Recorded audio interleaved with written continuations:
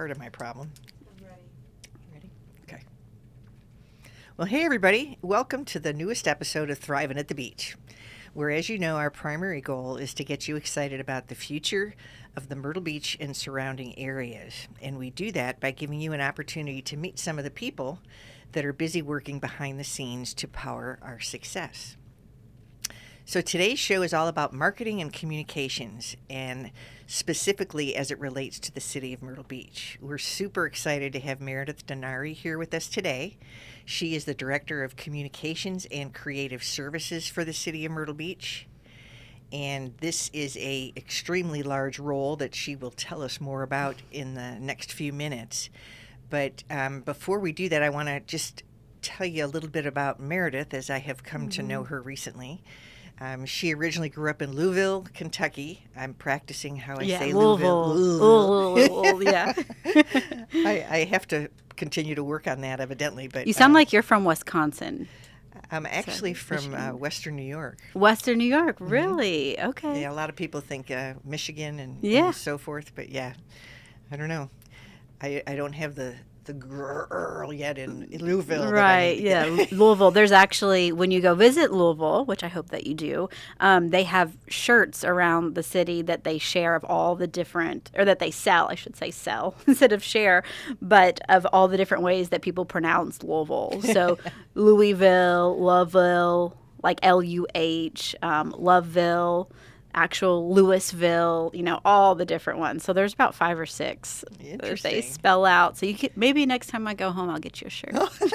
And then I can practice, right? Either way. It's kind of, it reminds me a little bit of Horry County, right? When you first come here, a lot of folks are calling it Horry County or whatnot. Horry, all the different ones. Exactly. Yeah. Well, in addition to her background from Kentucky, Meredith graduated from UK, and she went to high school at Mercy Academy, for those of you that know the Louisville area. She started her career in broadcasting and has a myriad of experiences that she'll share with us here in just a minute. But before we get into her career, I also want you to know that if you're a dog lover, Meredith is your gal, because she is actually somewhat of an expert as it relates to the breeds, and she learned that early on when she used to go to dog shows with, I believe, was your aunt, if I'm not mistaken. It was my godmother. Your godmother. And she is, reasonably informed and able to identify just about every breed of dog that would be at the show. Now, I don't share that with everybody, but you did ask for something people didn't know, and I'm like, well, this is like a hidden, nerdy talent, but I do love dogs. That's all right. We're going to quiz you on it from time to time. No, I'm just kidding. So tell us a little bit about your career. Tell us a little bit about where you started out and some of the fun things that you've done. Well, first of all, thank you, Peggy, for having me on this show. I was super excited to be asked to be a part of it. So let me get that out of the way. I'm really excited to be here and have the opportunity to talk about the city and the initiatives that me and my team are doing. So my job with the city of Myrtle Beach, I started there October 2021 as assistant director. It used to be Public Information Department. That's what a lot of people knew it as. And one of the first things I did when I got the director position was changing it to communications and creative services. And it's like, okay, well, why do you do that? And it's because I believe public information is great. It's what we do every day. But in the year 2025, there's so many different ways to communicate. So we're not only public informing, we're also taking an inward look at the organization. How do we also focus on internal communications? Because with what I'll call a company, the city of Myrtle Beach itself is a company of over 1,000 employees. How do we internally communicate as well? Because that's important, right? It also goes into recruitment and retention and how people can make good decisions. Our employees can make good decisions every day and be informed about the organization they work for. So long story short, we switched over to communications and then also added the creative services piece because this year we have started our branding initiative. I want everyone to know the city seal is not going anywhere. The city seal is staying. It's our formal seal. It's been around since 1976, but we will have a brand that will come with a city logo, new colors. It's an identity of who we are as a community. It's, as I said, new colors, new look, designs, overall set of guidelines to show that we're all one. Right now, I think we have about a dozen different logos, unofficial logos. Really? I didn't realize that. That are floating out there, yes, over the years, because, we have the city seal, but departments were just kind of clawing for an identity. And as a department head, if that maybe branding the entire city wouldn't be under your realm of things, they were like, okay, well, I can brand my department. So they've done that.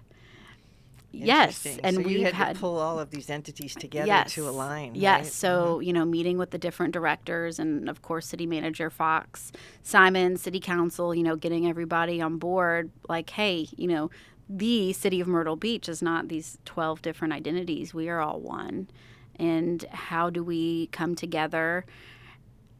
And we are working with an outside agency, Zimmerman Agency out of Florida, to find something that represents us and what we do every day, and also embodies that first in service mentality that is so important and so ingrained in what we do and how we do it.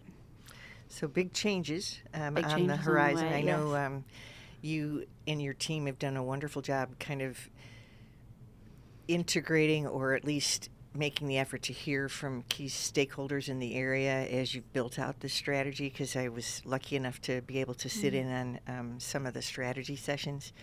And I think that's such an amazing step forward, because at the end of the day, everybody wants to own their city's logo in some way. They want to, I don't say own it, but they want to be proud of it, know that they had a part in it, and so forth. So bringing every one of those entities that you took the time to talk to, I think, makes a big difference and shows a lot about you and your team's commitment to getting it right. And thank you for being a part of it. We had 120 people, a lot of city employees, because of course that's important, and then external stakeholders, including you, other members of the chamber, business owners, members of Horry County Schools.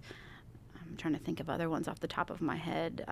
Golf, just a bunch of organizations across the city, Habitat, United Way, that are so involved. Oh, that's awesome. That we're a part of it. And we're not done yet. We will have that public survey. I'm actually, more breaking news right now, I am getting the first look this week. I think, what did Andy say? Andy's our liaison with the branding company. I have about 5 to 7 logos that the creative team has come up with. And we're getting the first look tomorrow, which is super exciting. And then we're going to start creating a public survey. We're going to narrow it down and then do a public survey on that. And those results will be really cool to see, I think. Absolutely. That's exciting. Yes. I do hope, though, that they do align with, we also have a branding committee representing the city as a whole. Each person was nominated by their department head to be a part of it. It's 15 people, and we have a member of the chamber and also the MBDA on it as well. And so I really hope whatever the public decides is also aligned with what our committee does as well. So fingers crossed for that. But either way, it's all just a very exciting progress and a reflection of the step forward the city's taking as a whole with the revitalization and all the great people that are moving here. I've had the chance to talk to several folks that come into the podcast, and it's so interesting to me to get an opportunity to, and that's really how this podcast got started. As Partnership Grand Strand has been doing kind of their collaboration work and so forth, we kept hearing all these wonderful things that were in process, right? So part of the reason for this podcast is for folks to be able to hear and understand what is coming and to continue to fuel that kind of hope, if you will, that these changes are real and that these changes are on the horizon. There's a team of folks that are working on it, and we want to keep the energy high and make sure that we do our small part to make sure that people know everything that we've been able to uncover and keep current on that kind of stuff. Because I think whether you're, whether you've been here for extended amount of time or whether you're new, it's still wonderful information to know that your city is growing and evolving and has plans to be, to flourish, if you will, in the future. That there's people working on that, because that behind the scenes work sometimes goes unnoticed, right? You know that as well as anybody, but I'm super excited about that rebranding work and so forth. But let me bring you back to tell us a little bit about the work that you've done that brought you here into the role that you're in right now.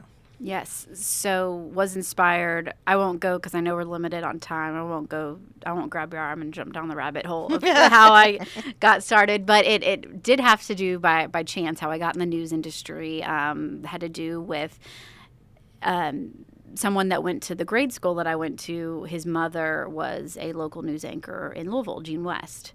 And my mom and a friend's mom at an auction won a day with Jean West. So as a fourth grader, my friend and I got to go spend a day with her and sit on the news desk and try to read the teleprompter and meet all these TV personalities that I'd grown up watching.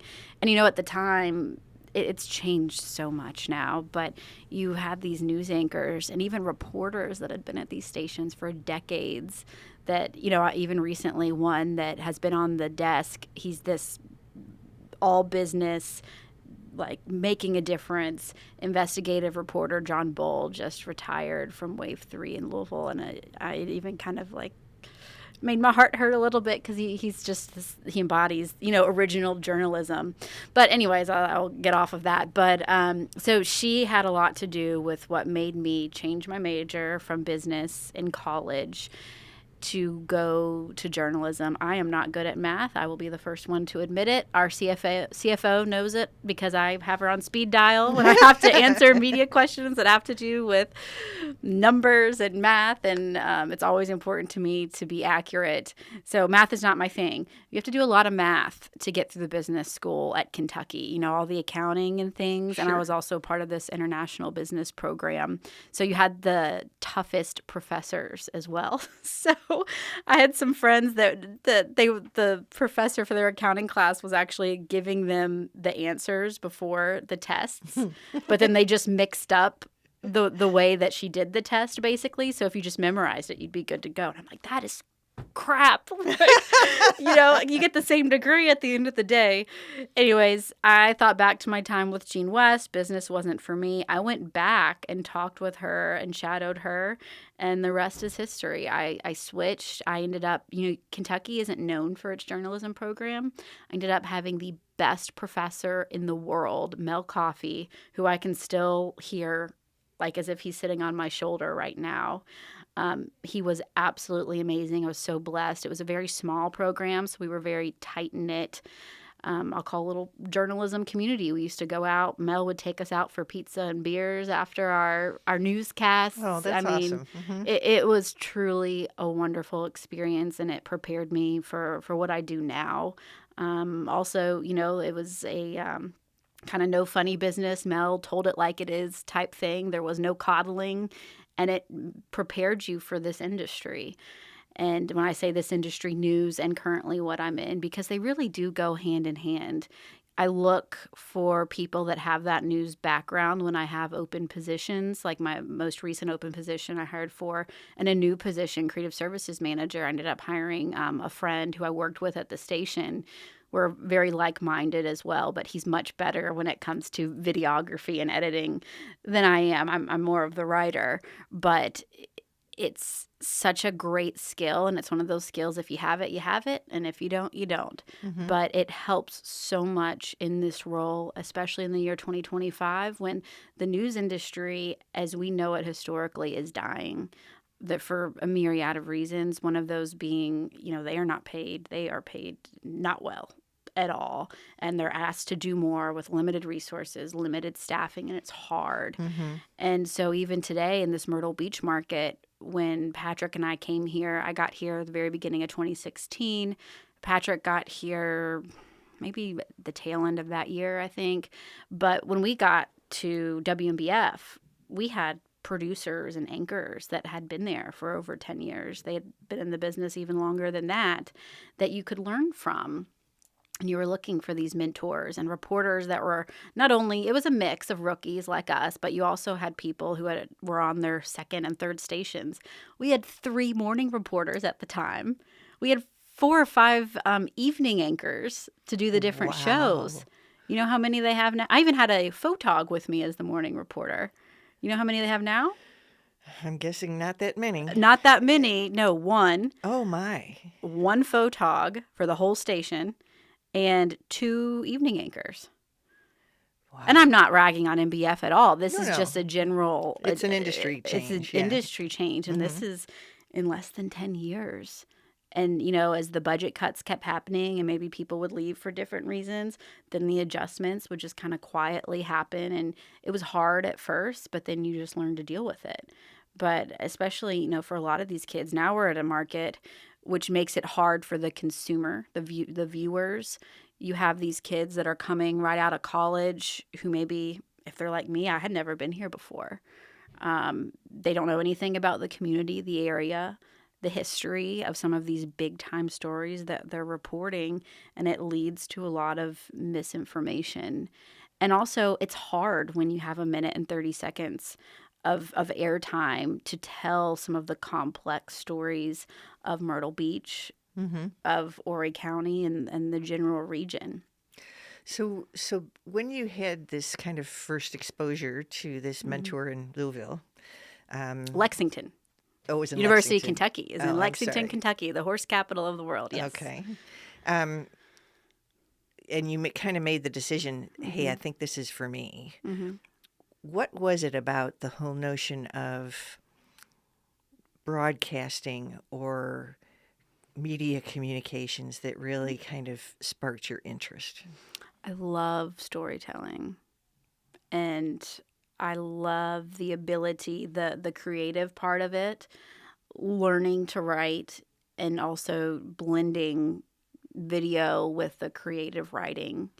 And it can be so fun. And I also love telling the good news. I started the This is Carolina series at WMBF, and it's still going today.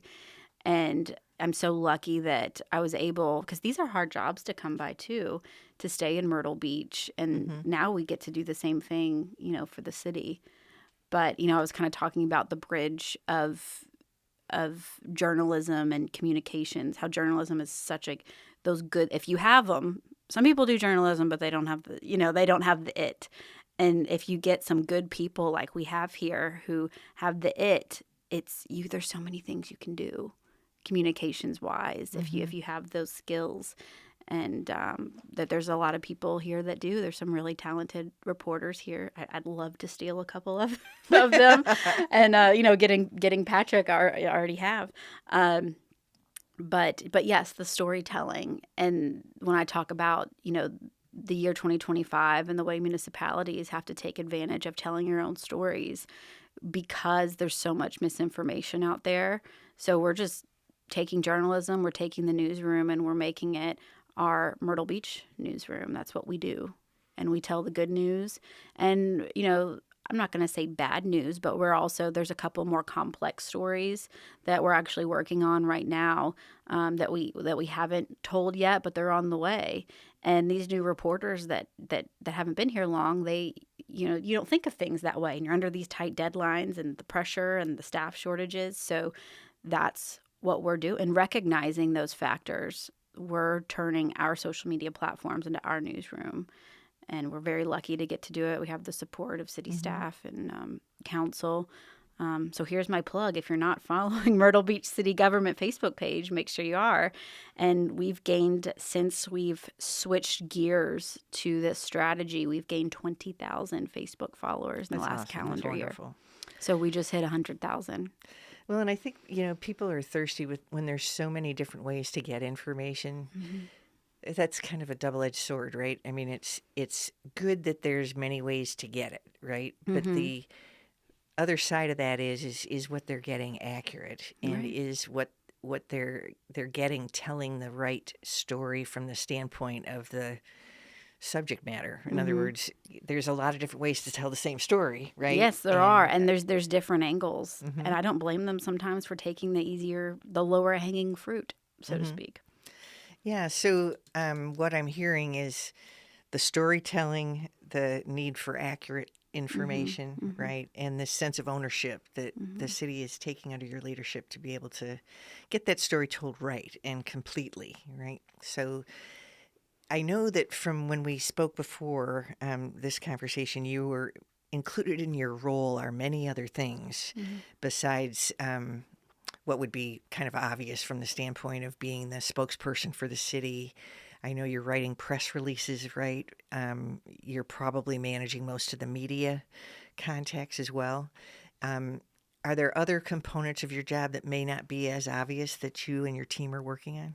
One thing we just wrapped up is Military Appreciation Days. The series of events in Myrtle Beach throughout the month of May is something that my team does, starting from the JROTC meet and family picnic the first Saturday in May, and it ends Memorial Day weekend with our parade and picnic there as well. And we've actually grown that to include live music, and we had this awesome photo backdrop this year. I don't know if you saw it, but it was a hit. It was great. And we're continuing to look for ways to grow that. And then the Memorial Day event on Monday, as well as the Jack Platt Veterans March and Battlefield Cross Ceremony. So we just wrapped up all of that. We do the Military Appreciation Days, of course, all the social media channels. I will point out my team is not responsible for anything police related or fire. We do tend to dip our hands a little more on the fire department side where they want the help, but we are separate. The police department has their own PIO, and John Evans, who's super well known in the community, and he does a great job, does most of the PIOing for the fire department. But they'll have us come along for different things. Aaron, and I do want to give a shout out to my team because it is, while I'm sitting here, I could not do it without them, and they are amazing. And it's a true testament to my husband and I actually. My husband owns his own business, and we talk a lot about this, how important it is and how much success you can have when you hire the right people in the right position. And no matter what you do, whatever field you're in, that is when you achieve the most success. And I feel very lucky I have the right people in the right positions, and they are happy and excelling. And our team, we're meeting our goals. And it's very exciting, and it's good for the city. Like the last year, I have Aaron, Patrick, and Chastity. And Aaron has who didn't have any journalism skills when she was hired three years ago, but has just been a sponge and loves it. And oh my gosh, I'd put her up against any reporter that's come through here. She does a phenomenal job, and she loves sharing information, and she's learned how to write very well in reporting style, AP style, and for broadcast. And her and Patrick both have gotten their drone licenses. Wow. Yes. And we have a drone, and they'll snag the drone. We got this amazing footage. We do video city council updates now. I'd actually like to also post them on our Facebook page soon. But right now, we've just been sharing them during city council meetings, and they're for city council. But amazing footage of our fire department's ocean rescue team out in the ocean, and it was just this gorgeous day, and the water was the most beautiful shade of blue. But they're out there practicing these drills, and that's the storytelling, and you get this compelling video, and you don't even have to put words with it. It just tells itself. Yeah. And those drones have really changed things in terms of the impact the video can have, too, because it gives you that kind of whole new perspective that we're not traditionally used to seeing. I mean, it's becoming absolutely. more popular.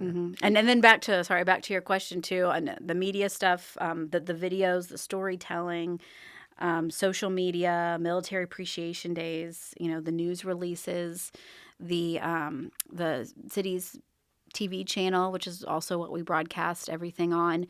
In the last year, we created the YouTube page that we broadcast. It was free, and we ended up saving money in the long run. That we broadcast all our city council meetings from and live events. We post all our videos to it as well. So if you'd like to go see what we've been doing, you can find it on the City of Myrtle Beach YouTube page. Okay, we'll put those links in the show notes. And as branding completes itself, or the branding project is complete, we're going to come out with some more publications and things. I'm going to update the Friday Facts, and then the website is going to eventually, we're working on that right now, is going to be totally redone. And with a new URL, we have myrtlebeach.gov reserved. And that was a whole federal process. Our IT department actually did that. And that was a big process. But it's very important when it comes to mostly security and people knowing. I just recently learned this. We have to fill out certain forms to prove we're a government agency because we don't have the .gov URL. So basically that we're not an imposter. So then we won't have to fill out those forms anymore. Interesting. Yes. Again, behind the scenes work that's Yes, happening. my gosh. You know you should have our IT director, and he's very well spoken too, Brian Garrett, on here. The things our IT department does will blow you away. I hope I can keep up when I talk to him. I will try to consider having him come on. Well, we've talked a little bit about the branding initiative, and we've talked about your passion for storytelling. I was wondering if maybe you might be able to share what you're specifically referring to, maybe with an example or so of what kind of stories do you feel like you and your team want to say or want to tell about the city of Myrtle Beach and whatever other projects you're working on. What is it about those stories that you're really trying to, what elements are you trying to put in it, and what are you trying to convey beyond the facts? It's sharing what our team members are doing, like kind of what you said to start this podcast, this behind the scenes that people don't understand.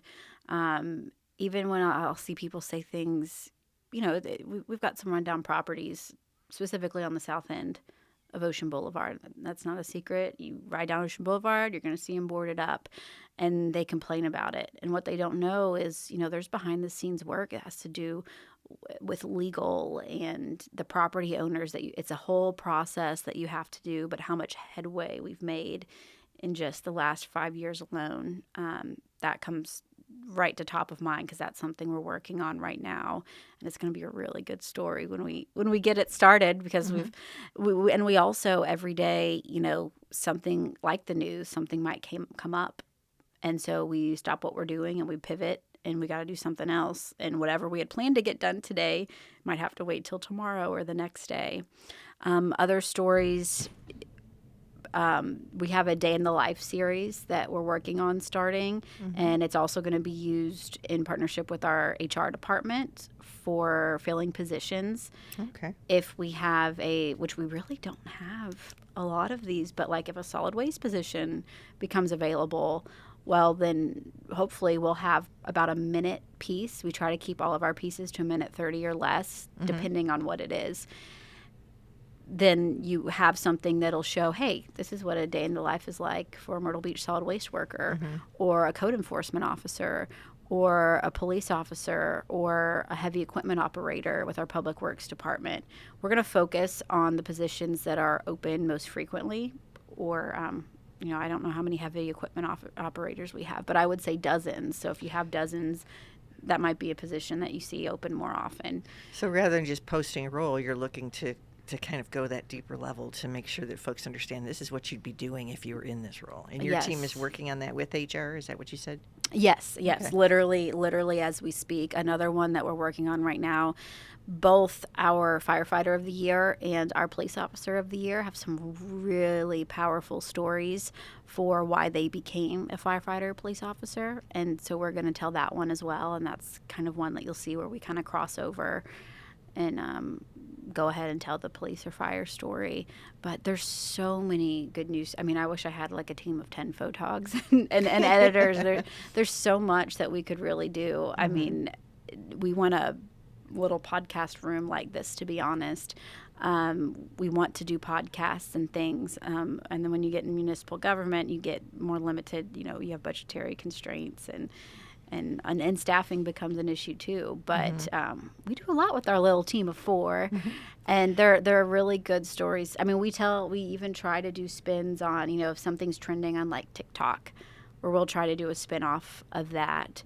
Lots of stories of festivals that go on. And like the big duck that was here too. The big duck, yes. We started because we were getting so busy getting really good video and then just putting music behind it and some captions. And we kind of had a team meeting like, yes, we need to do that because there are times we have to get things up and get them up quick, but we don't want to get away from our storytelling initiative of explaining, some of the harder to understand pieces and breaking it down so anyone on the street can understand. One really good story Patrick did, which is really right in line with when I talk about our storytelling goals, and I can send it to you, is on the downtown development when we had a lay down yard basically next to city services on Oak Street. And he did a really cool stand up with the camera, and he talked about what was going on downtown. And it was when we were starting to do the road closures and it's just stuff like that. And he was explaining the why behind it. And that's so important. And I'm sure I don't have to tell you, but it's just a proven fact that in communications, people will remember a story that resonates with them long before they'll remember a bunch of facts that you spill. Absolutely. And it has to be quick. It has to be to the point. It has to be interesting and fun. And that's the thing, too, is we're having fun with it. That's wonderful. I love that approach. I think it's going to be really well received in the community. And I think, I haven't been here for that long, but I have noticed a enriched quality of communication, a frequency, all of the basic components that are necessary to ensure you're getting the message out there. I've noticed all those metrics continue to excel and improve. So hats off to you and your team. You're off to a good start. Yeah, I'll relay the message. And then you mentioned a new website. So I was wondering if maybe you could tell us a little bit about why do we need a new website? What will this site be in terms of how it'll be different than what's out there? And what would you want our listeners to know about this .gov site that's coming? But I cannot wait for our current website to just disappear and go away. If you've been to our website, then you know what I'm talking about. There's so much information on there that it's hard to find things. Things are available in so many different places that it's kind of unorganized. And it's just not user-friendly. And at this point, it's very old. It's only the second website. It's really the first the city has ever had. At one point, Councilman Greg Smith actually showed me this one, and I had forgotten about it until he showed me by using the Wayback Machine that we basically used to have we had a bulletin board. It was literally a bulletin board. A digital bulletin board, but that's what it was. There's a story and it right worked. there, right? Yes, there's a story. And so if you use waybackmachine.com, you can go look at that for yourself. And then we had the current website, which I think launched somewhere around 2014, 2015. So, I mean, it's definitely time. So when you see our new website, we're working on the bid right now. It is going to be just totally different, and user-friendly is the number one goal. I've already I touched on Brian Garrett, our IT director, a little bit. We're working in partnership on this, which is a big deal because he knows so much. So that's going to help with userability as well. It's also going to reflect the colors and design from our new branding logo. So you'll see that. You're going to see AI being used. I am a huge fan of this idea of Myrtle the turtle. So, and I want to do something fun to try to come up with what Myrtle the turtle will actually look like. And I'm thinking, maybe we can incorporate Myrtle Beach schools somehow by having a student design it. Something like that is kind of what's in the works. Yeah, that's a minor add-on in the grand scope of things, but something I'm personally super excited about. And Myrtle the turtle will be the AI bot where you can ask questions to help get answers quicker and be guided in the right direction. I think our Chief Innovation Officer, Howard Waldy, is going to, at some point in the process, also have a part in it to use innovation to ensure that we have the best type of website and the most up-to-date, I don't know if shortcuts is the right word, add-ons, widgets. I'm not sure. Yeah. Enhanced, Well, whatever I love for the the customer. focus on user-friendly, right? Yes.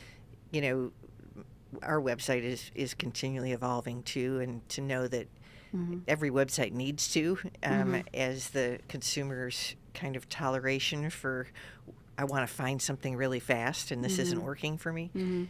So I love the fact that it sounds like you're building something that's going to integrate all of the different departments in terms of what they need to communicate, or what folks that are the user actually needs to find to be able to get that license or figure out that tax information? Will all of that be integrated into this site as well?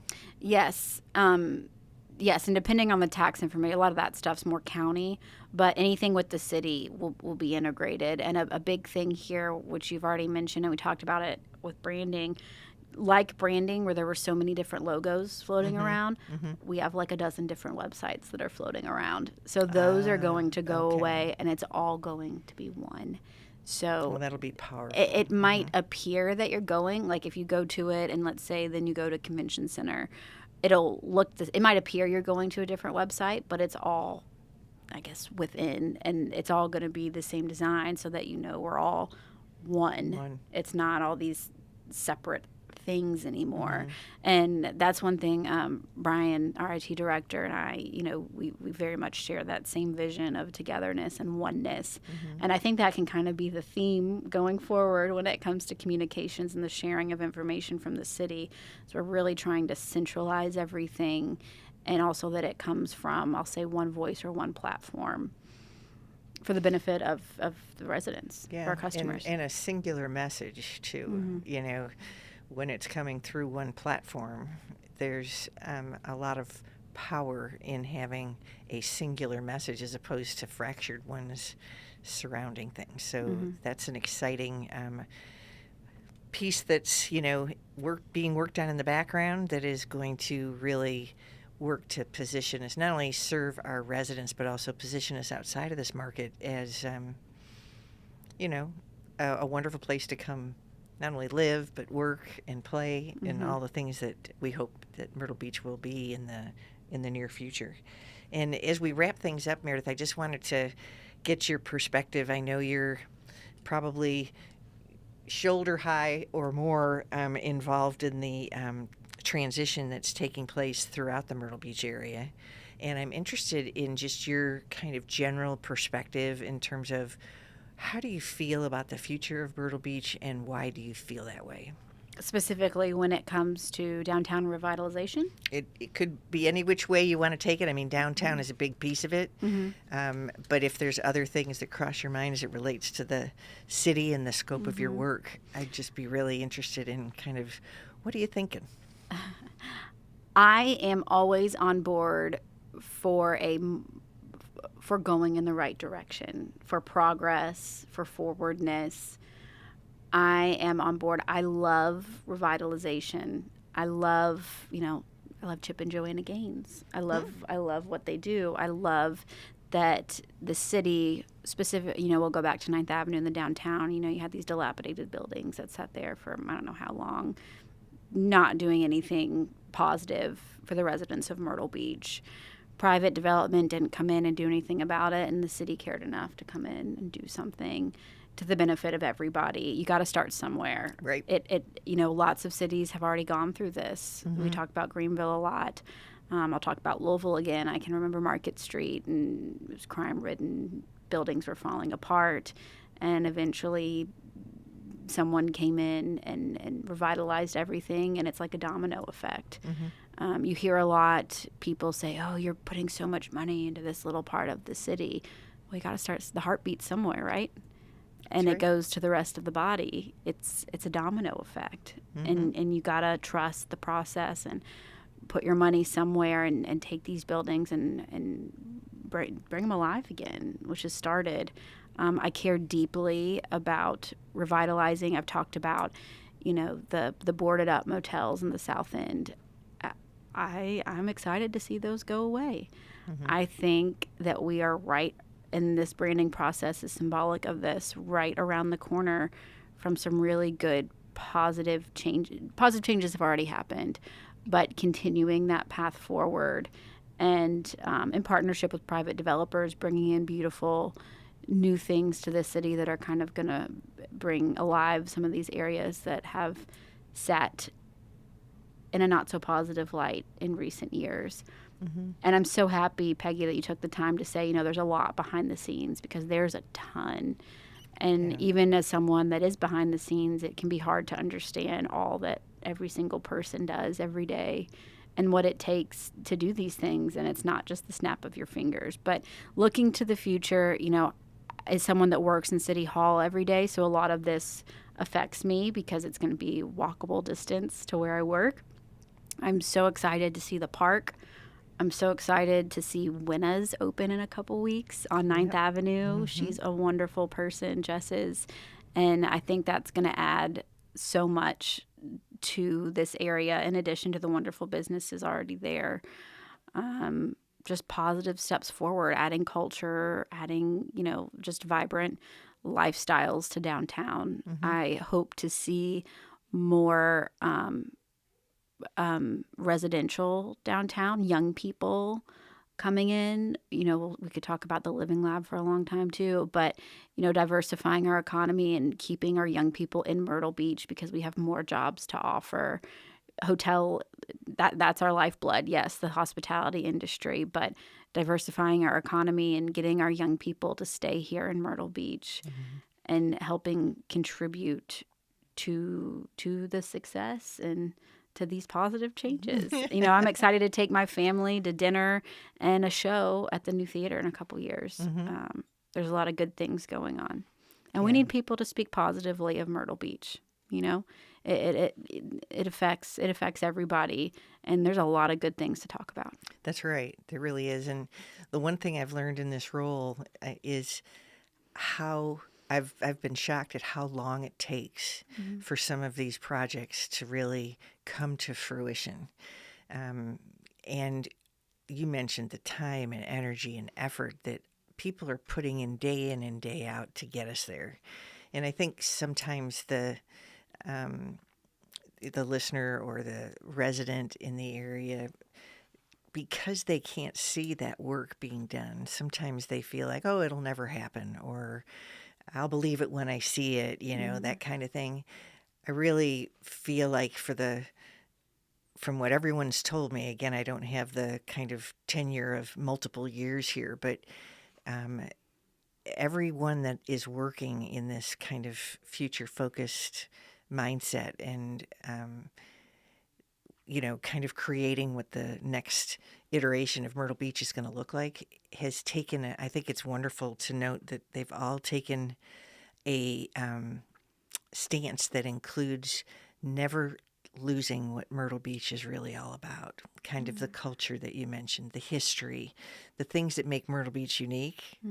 And that care and attention to detail, I think, is going to produce a product at the end of the day that's going to be spectacular.